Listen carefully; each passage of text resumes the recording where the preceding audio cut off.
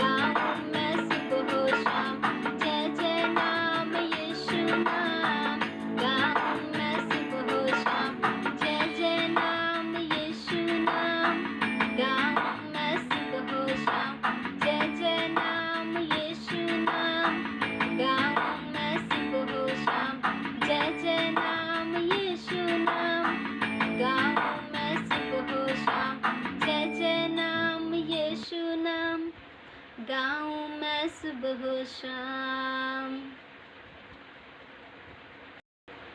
क्यों नहीं आए हम ये समय प्रभु को दें, क्योंकि उन्होंने हमसे प्यार किया। हमने उनसे प्यार नहीं किया, लेकिन उन्होंने हमसे प्यार किया और हमें नियुक्त किया कि हम उनके लिए फल लाएं। आए हम उस परमेश्वर की इस समय आराधना करें, अपने दिल और अपने मन को तैयार करें मेरे प्रिय भाई बहन, क्योंकि यह समय उस परमेश्वर का है जिन्होंने हमें इतनी अच्छी जीवन दिया है। आए हम उसकी महिमा और बड़ाई कर अपने दिल और मन को खोलें और हम अपने दिल से परमेश्वर को महिमा दें ताकि वो हमें भाए। आए अपने परमेश्वर की स्तुति और बड़ाई और धन्यवाद करें। हालेलुया जीसस, हालेलुया यीशु। धन्यवाद मेरे पिता, धन्यवाद खुदावन, धन्यवाद स्वामी। Hallelujah Jesus, thank you Lord.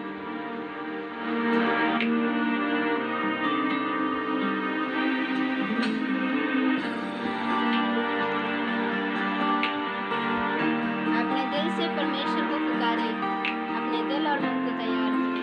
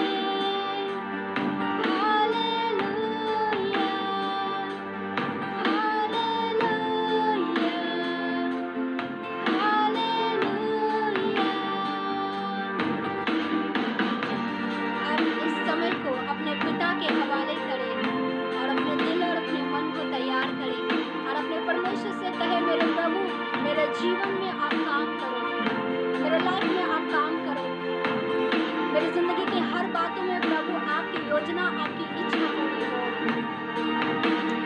Hallelujah Jesus, हम उसको धन्यवाद करें।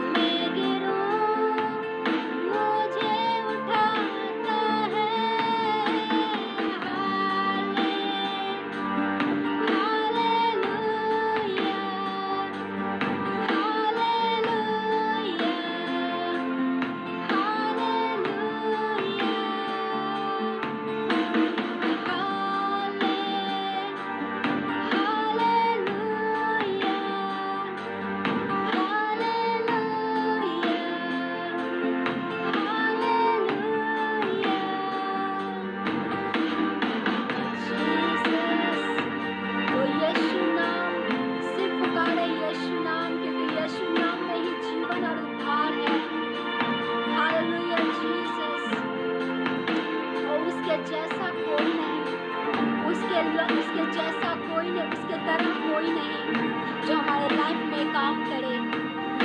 Hallelujah Jesus.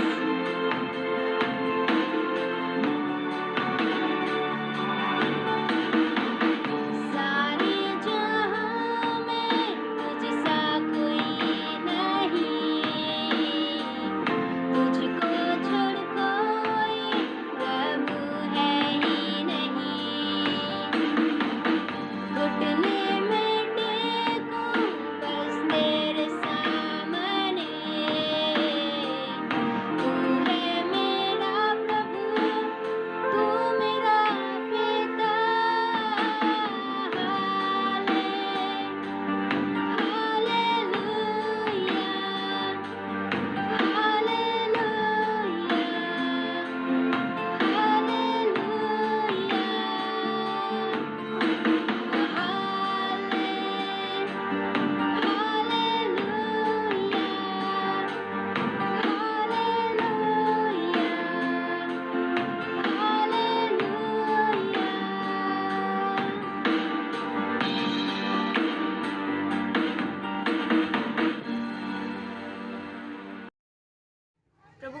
धन्यवाद करते हैं कि उन्होंने वर्शिप के द्वारा अपनी शांति, अपने अनुग्रह और अपने प्रेम से हम सबों को भरा। ये वक्त है परमेश्वर के वचनों से सुनने का, तो आइए हम परमेश्वर के दास का स्वागत करें। सभी को जय मसीह। और आज के इस दोपहर में हम सारे मिलकर के उस खुदा के चरणों में उपस्थित हैं ताकि उसकी बातों को, उसके वचन को हम सीखें, जानें और उसके द्वारा हम आशीष को प्राप्त कर सकें। बीते एक सप्ताह पहले मैंने आपसे बातचीत किया था विश्वास की प्रार्थना के विषय में, और मेरे प्रिय आज मैं बातचीत कर रहा हूं कि हम आत्मिक बातों पर शक न करें। आज हम बातचीत कर रहे हैं don't doubt on the spiritual things. इस ऐसे समय में जहाँ पर हम और आप जीवन जी रहे हैं, ऐसे संसार में, ऐसे देश में जहाँ पर हर एक तरफ लोगों के विचार और लोगों के मनों में भय और शंकाओं का समय चल रहा है। हर एक अपने आप में भयभीत और डरे हुए हैं, हर एक अपने जीवन के लिए परेशान है, हर एक अपने आप में उथल पुथल में है। तो यहाँ पर किसको न शक आए, हर एक के अंदर शक आ ही सकता है मेरे प्रिय। लेकिन फिर भी आज मैं जो बातचीत कर रहा हूँ वो हमारे और आपके जीवन के लिए बड़ा ही उपयोगी होगा। मैं विश्वास करता हूं कि परमेश्वर चाहता है कि ऐसे समय में भी हम अपने जीवन में शक को स्थान नहीं परंतु आत्मिक बातों को सबसे ज्यादा स्थान दे। आमीन। परमेश्वर की महिमा हो। सारा एक औरत थी जो परमेश्वर के दास इब्राहिम की पत्नी थी, और परमेश्वर ने इब्राहिम से वादा किया था कि मैं तुझे जातियों का पिता बनाऊंगा। ओ मेरे प्रिय, परमेश्वर की इस वादे को लेकर के इब्राहिम ने जब सुना था तो वो अपने पिता के घर को छोड़कर अपनी पत्नी के साथ उस देश में निकल गया था जिसके लिए परमेश्वर ने उससे प्रतिज्ञा की थी। और जब वो रास्ते में था और परमेश्वर की महिमा के लिए जा रहा था तो सारा के मन में शक था, क्योंकि उसकी उम्र ढलती चली जा रही थी और वो बुजुर्गावस्था में पहुंच गई थी, और जिसके चलते उसने अपने पति से निवेदन किया कि वो उसकी दासी से पुत्र उत्पन्न करे, उसके साथ उसके द्वारा अपने वंश को बढ़ाए। लेकिन आप याद रखें, परमेश्वर ने अब्राहम से कहा था मैं तुझसे ही एक पुत्र उत्पन्न करूंगा, तेरी पत्नी से पुत्र उत्पन्न कराऊंगा और उसी से मैं एक बड़ी जाति बनाऊंगा। सारा अपनी जिंदगी में शक के अंदर शक पर पड़ी हुई थी, क्योंकि वो अपनी शारीरिक अवस्था को सबसे ज्यादा ध्यान दे रही थी। मैं नहीं जानता हूं मेरे भाई बहन की इस अवस्था में, इस समय में जहां पर चारों तरफ कोरोना की महामारी बढ़ी हुई है, इस समय आप अपने शरीर पर सबसे ज्यादा ध्यान दे रहे हैं या आत्मीयता पर या आत्मिक बातों पर ध्यान आपका सबसे ज्यादा केंद्रित है। मैं नहीं जानता हूं मेरे प्रिय, उस समय सारा अपने जीवन के उस दिनों को गिन रही थी और वो कहती थी मेरे उम्र का तो अंत आ चुका है और अब मैं बच्चे जनने की ताकत को नहीं रखती। ठीक ऐसे ही शक को करने वाली एक महिला थी जिसको परमेश्वर का दास इब्राहिम अपने साथ लेकर चला था और जिसका नाम लूत था, जो उसका भतीजा था। ओ मेरे प्रिय, परमेश्वर उसकी पत्नी, परमेश्वर ने उसको और उसके घराने को बचाने के लिए उस सूर और शैदा के देश में उनको कहा तुम भागो और निकल कर भागो, क्योंकि इस देश को मैं नाश करने पर हूं। और जब वे भागने लगे थे तो परमेश्वर ने कहा पलट कर पीछे मत देखना। मैं नहीं जानता मेरे प्रिय कि लूत की पत्नी को क्या समा गया था, कौन सी लालसा, कौन सी लोभ, कौन सी इच्छा, कौन सी चाहत उसके मन में फंस गई थी जिसने लूत की पत्नी को पलट करके पीछे देखने के लिए मजबूर किया। वो अपने जीवन में परमेश्वर की बातों को और परमेश्वर के वचन पर क्यों नहीं विश्वास कर पाई। नहीं जानता हूं मेरे भाई बहन कि आप और हम कितने दूर तक अपने परमेश्वर की बातों पर विश्वास योग्य हैं, लेकिन लूत की पत्नी के विषय में परमेश्वर का वचन कहता है जो ही वो पलट करके पीछे देखी वो नमक के खंभे में परिणित हो गई। मेरे भाई और बहन, आज के इस दोपहर की घड़ी में मैं चाहता हूं कि हम और आप अगर कहीं भी किसी भी तरीके से आत्मिक तौर से, आत्मिक बातों से अपने जीवन में पीछे मुड़ गए हैं और पिछड़ गए हैं और उस पर शक करने लगे हैं, तो आज हमें और आपको अपने विश्वास को झांकने की आवश्यकता है। जानते हैं नूह के समय में जब परमेश्वर ने कहा था कि मैं जल प्रलय भेजूंगा, ओ मेरे प्रिय, शायद उस समय में कभी किसी ने पानी बरसते हुए नहीं देखा था। ओ मेरे प्रिय, कभी भी किसी ने जहाज नहीं देखा था। परमेश्वर ने नूह से कहा था तू एक जहाज बना और उसमें अपने परिवार के साथ प्रवेश कर और मैं इस पूरी सृष्टि को और पूरे लोगों को नाश करूंगा, क्योंकि इनकी बुराई बढ़ गई है।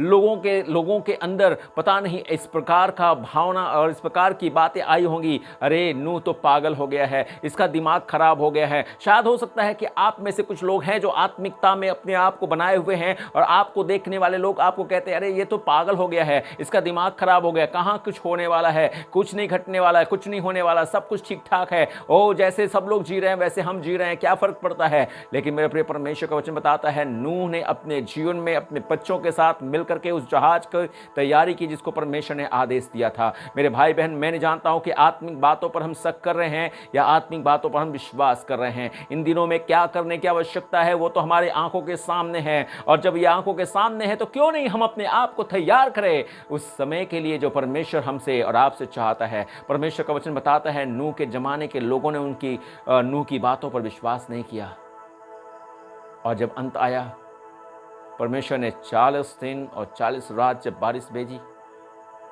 जब जल चारों तरफ पृथ्वी को फैलने लगा, और जब परमेश्वर ने जहाज का दरवाजा बंद कर दिया तो वे लोग चिल्लाने लगे, कहने लगे अब दरवाजा खोल दे, हम विश्वास करते हैं।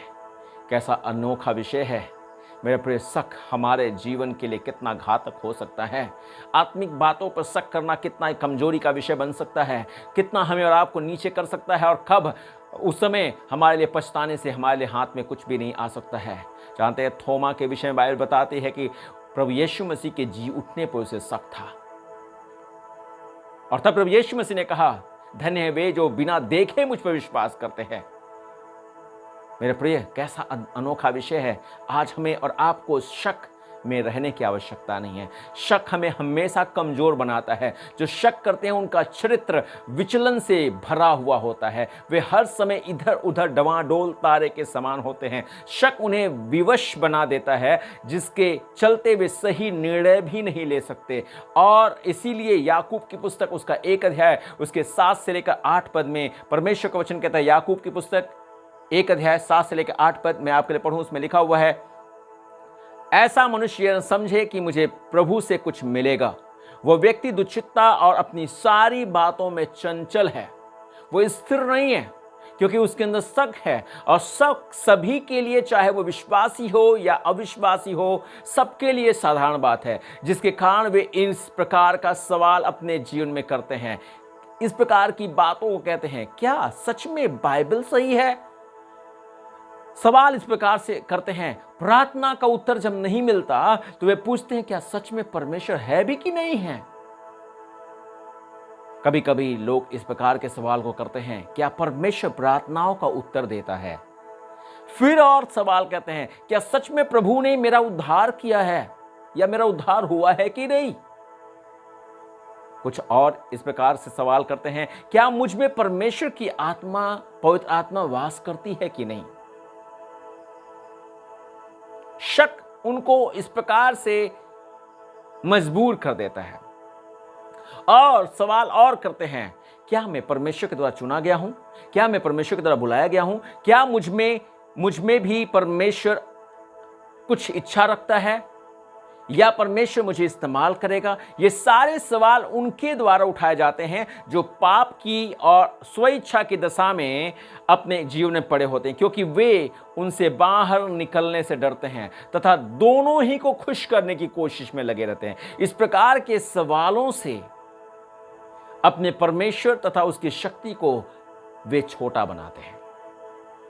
बिली ग्राहम जो सुसमाचार प्रचार करने वाले सेवक थे, उन्होंने इस प्रकार से कहा, समय समय पर सभी लोगों में अनिश्चय और शक का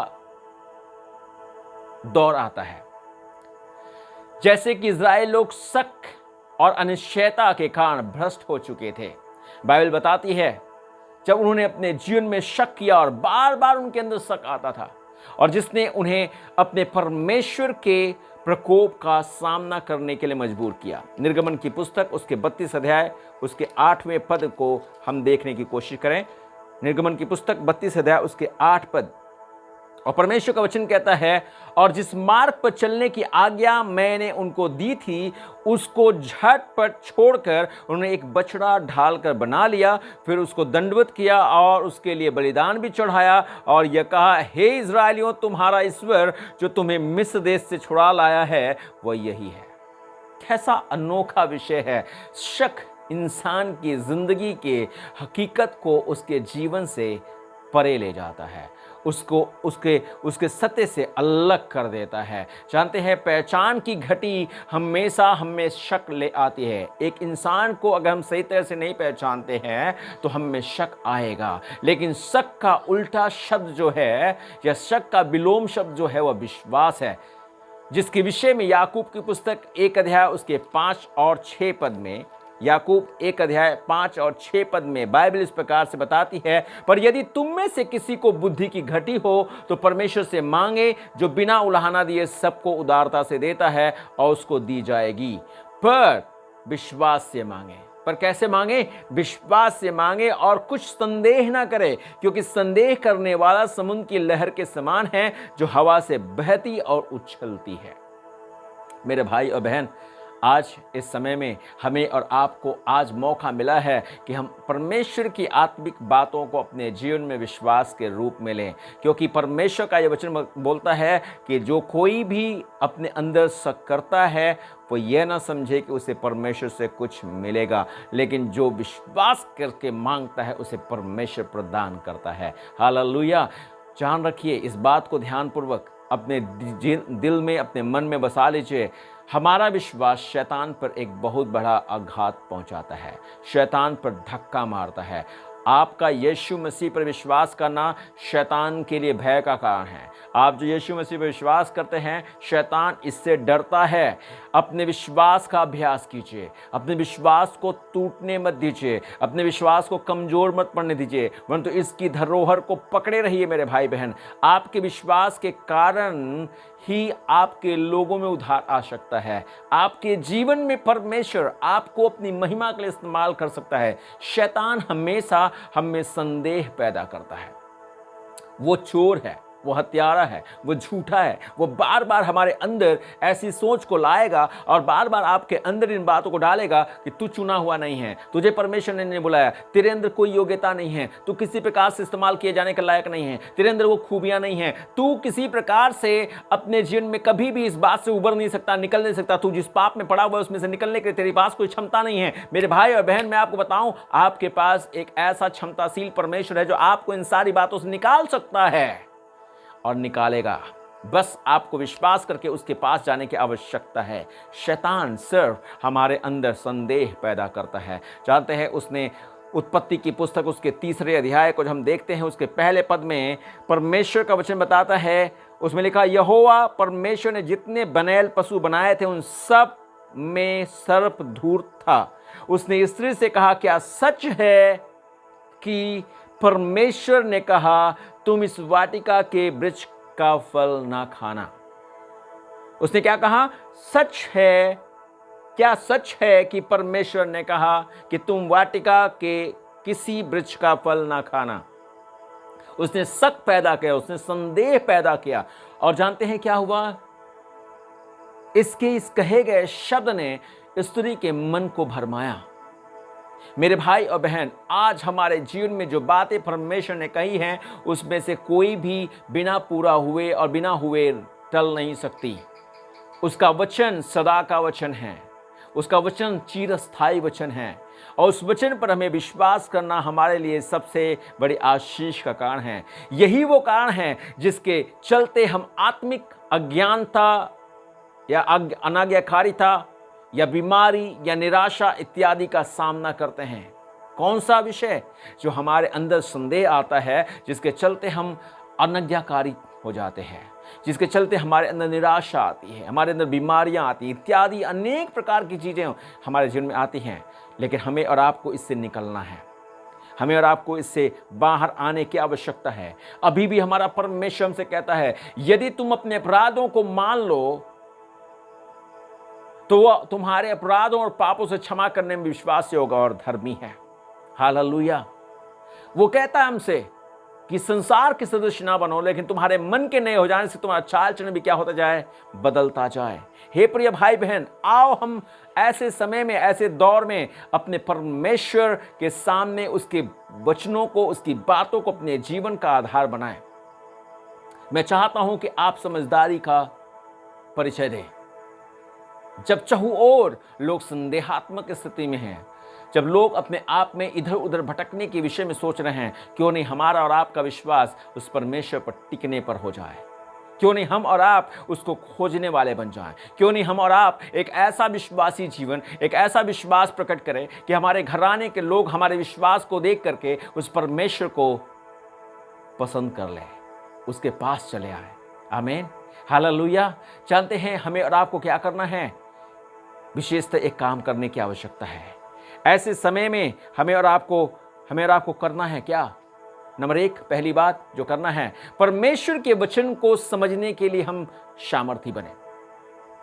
उस वचन को हम समझदारी के साथ लें, जिससे हम और ताकतवर बनते चले जाएं, कमजोर नहीं परंतु और बलवान हो सके। परमेश्वर से, दूसरी बात, परमेश्वर से प्रार्थना करने के द्वारा हम बलिष्ठ बने। नंबर 3, सेवा कार्य में और आगे बढ़ने के द्वारा हम बलशाली हो जाएं। मेरे प्रिय भाई बहन, बीते दिनों की बातों को भूल जाइए। बीते दिनों में क्या हुआ था, कैसे हुआ था, किस प्रकार से हुआ था, उनके चलते आप अपने विश्वास को क्यों छोटा करेंगे? हमेशा अपनी जिंदगी में परमेश्वर की विश्वास योग्यता पर ध्यान लगाइए। वो विश्वास योग्य है।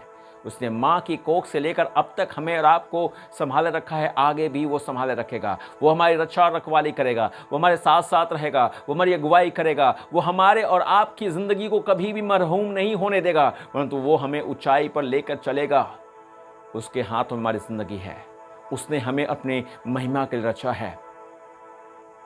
चौथी बात कीजिए, परमेश्वर के वचन के अनुसार जीवन व्यतीत कीजिए। जैसा परमेश्वर का वचन कहता है ठीक वैसा जीवन जिए। परमेश्वर का धन्यवाद हो। पांचवी बात, उसके वादों पर भरोसा रखें। क्या वादा है परमेश्वर का? कौन सा वादा परमेश्वर ने किया है? रोमियो की पुस्तक 8 अध्याय उसके 36 से लेकर के 39 पद को मैं आपके लिए पढ़ूंगा। रोमियो की पुस्तक 8 अध्याय उसके 36 से 39 पद में लिखा हुआ है, जैसा लिखा है, तेरे लिए हम दिन भर घात किए जाते हैं, हम बध होने वाली भेड़ों के समान गिने गए हैं, परंतु इन सब बातों में हम उसके द्वारा जिसने हमसे प्रेम किया है जयवंत से भी बढ़कर हैं। क्योंकि मैं निश्चय जानता हूं कि न मृत्यु, न जीवन, न स्वदूत, न प्रधानताएं, न वर्तमान, न भविष्य, न सामर्थ, न ऊंचाई, न गहराई, न कोई और सृष्टि हमें परमेश्वर के प्रेम से जो हमारे प्रभु यीशु मसीह में है अलग कर सकेगी। हालेलुया। मेरे भाई बहन, कौन सी चीजें हैं जो हमें और आपको हमारे परमेश्वर के सत्य से विचलित कर रही हैं? कौन से विषय हैं जो हमें और आपको हमारे परमेश्वर के प्रेम में पड़ जाने से रोकने की कोशिश कर रहे हैं? आज इस वचन को सुनिए। परमेश्वर का वचन कहता है उसने हमें जयवंत से भी बढ़ करके बनाया है। आपको याद दिला दूं फिर से, शारा ने शक किया, लूत की पत्नी ने शक किया और परमेश्वर की बातों को भूली। नूह के जमाने के लोगों ने शक किया और मिट गए। थोमा ने शक किया, लेकिन यीशु उनके पास आया। उसके पास आकर के फिर से कहा, अविश्वासी नहीं परंतु विश्वासी बन। आज परमेश्वर फिर से हमसे और आपसे ऐसी दशा में, ऐसे समय में हमसे और आपसे कह रहा है, विश्वासी बन। आपका विश्वास पहाड़ हटा सकता है। आपका विश्वास आपके घराने में उद्धार ला सकता है। आपका विश्वास आपके देश को बचा सकता है। आपका विश्वास आपके पड़ोस के लोगों को बचा सकता है। आपका विश्वास, आपकी प्रार्थनाओं का विश्वास, ओ मेरे प्रिय, आपके लोगों को चंगा कर सकता है। कौन से विश्वास में है और कौन से शक में है? आइए हम ध्यान दें। परमेश्वर का वचन कहता है, जितनों ने उस पर विश्वास किया, अर्थात उन्होंने उसके नाम पर विश्वास किया, उसने उन्हें संतान होने का अधिकार दिया है। हम जो परमेश्वर के पास आते हैं, इब्रानियों की पुस्तक 11 अध्याय उसका 6 पद कहता है, परमेश्वर के पास आने वाले को विश्वास करना है। बिना विश्वास के परमेश्वर को खुश करना अनहोना है। जो कोई उसके पास आता है उसे विश्वास करना है कि वो है और अपने खोजने वाले को प्रतिफल देता है। मैंने जानता हूं मेरे भाई बहन कि कौन से प्रतिफल आपने चूक दिए हैं, कौन से प्रतिफल हैं जो आपको नहीं प्राप्त हुआ है, लेकिन मेरे परमेश्वर का वचन बताता है, अगर हम और आप विश्वास करते हैं, शक नहीं करते, तो हमारा परमेश्वर हमें और आपको उन सारी चीज़ों को प्रदान करेगा। उसने हमसे वादा किया है और वो झूठा नहीं है। आमीन। क्यों मैं इस बात को क्यों कह रहा हूँ? जानते हैं, इस बात को मेरे कहने का, दावा करने का कारण ये एक है। इब्रानियों की पुस्तक 12 अध्याय उसके दूसरे पद को मैं आपके लिए पढ़ूंगा। इब्रानियों की पुस्तक 12 अध्याय 2 पद बोलता है, और विश्वास के कर्ता और सिद्ध करने वाले यीशु की ओर ताकते रहें, जिसने उस आनंद के लिए जो उसके आगे धरा था, लज्जा की कुछ चिंता न करके क्रूस का दुख सहा और परमेश्वर के सिंहासन के दाहिने ओर जा बैठा। आप ध्यान से सुने, आपकी विश्वास का कर्ता और सिद्ध करने वाला कोई और नहीं है। आपको थामने वाला, आपको चलाने वाला, आपको संभालने वाला, आपको जीवन देने वाला कोई दूसरा नहीं है, सिर्फ यीशु है। विश्वास को अपने जीवन में पकड़े रखें, संदेह को अपने जीवन में आने न दें।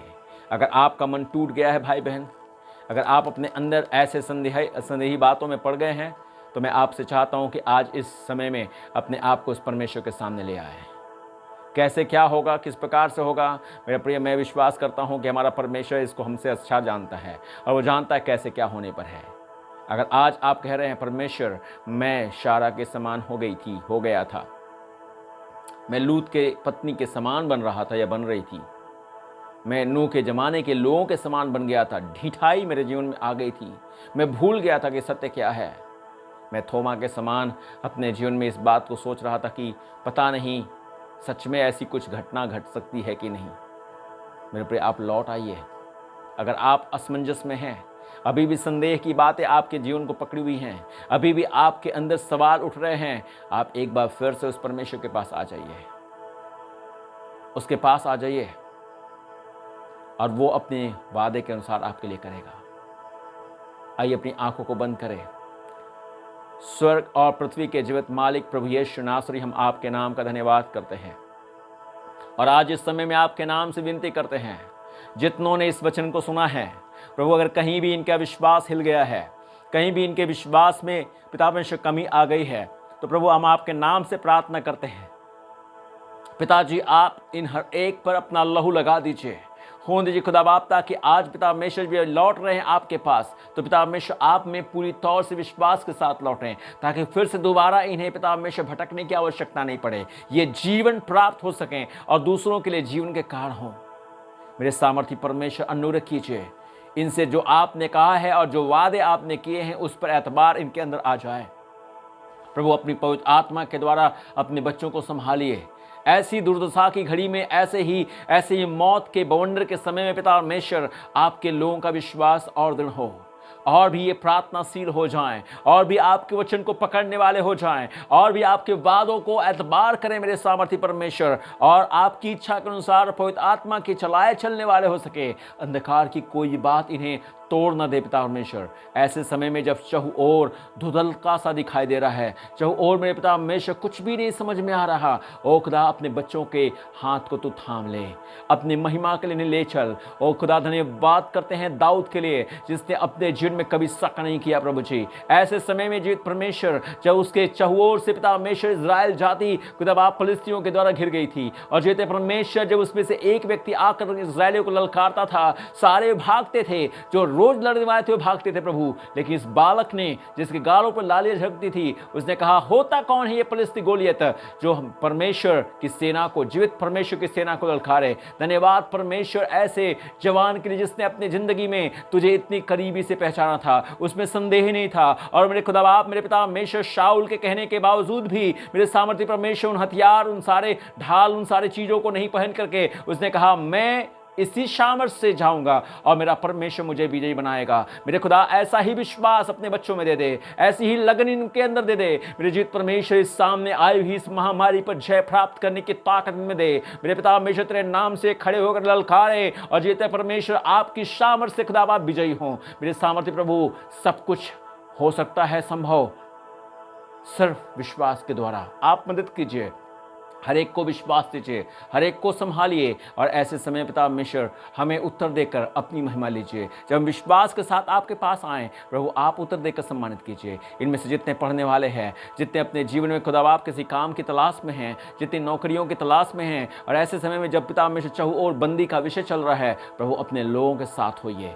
सामर्थ्य पिता परमेश्वर इन्हें सुरक्षित रखिए, रोग और बीमारियों से बचाइए पिता, अपनी शांति और चैन दीजिए। धन्यवाद करते हैं। इनमें से अगर कोई बीमार है, परिवार में बीमार है, प्रभु अपने हाथ को बढ़ाकर उन्हें छूकर चंगा कीजिए। यीशु के नाम से हम आपको महिमा देते हुए प्रार्थना मांगते हैं, आमीन आमीन। परमेश्वर आपको आशीष दे। सभी का धन्यवाद करते हैं हमारे साथ युवा फेलोशिप की सभा में जुड़ने के लिए। अगर आपकी कोई प्रार्थना निवेदन है तो हमारे स्क्रीन में दिए गए नंबर पे हमें कांटेक्ट करें। और भी ज़्यादा जानने के लिए हमारे चैनल को लाइक करें, सब्सक्राइब करें और ज़्यादा से ज़्यादा शेयर करें।